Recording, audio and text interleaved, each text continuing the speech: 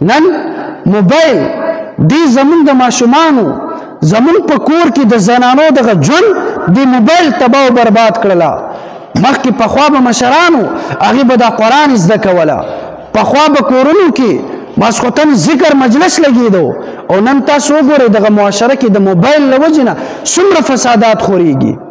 نن ماشومان د ټیک ټاک د فیسبوک د یوټیوب له وجې نه دین نه څومره ډېر زیات لرې دی. چرته د کرکټ میدان ولګي، څومره خلک راغونډېږي، چرته دنیا کې د ډمانو میدان ولګېږي، څومره خلک راغونډېږي. لیکن د قرآن مجلس چې کله وي بیا زمونږ دغه معاشره کې هغه خلک چې د قرآن اواز هم اوري لیکن قرآن دغه مجلس ته نه راځي.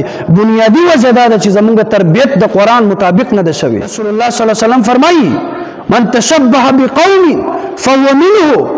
کتا کم یو خلکو سره خپل شکل او صورت جوړ کړله د قیامت پر ورځ باندې هم دغه خلکو سره به د قیامت په دغه میدان کې پاسي. نن ما او تا ځان ته د محمد رسول الله امتیان وایو، لیکن زما او ستا د بچو دغه لباس د قرآن خلاف او طمع او امید مونږ د جنت ساتو. نن زما او ستا ناسته پاسته د قرآن خلاف، لیکن دعوه کوو چې مونږ به جنت ته ځو. زما او ستا کور کې د زنانو هغه ماحول د اسلام خلاف، لیکن تمه ما او تا د جنت لرو.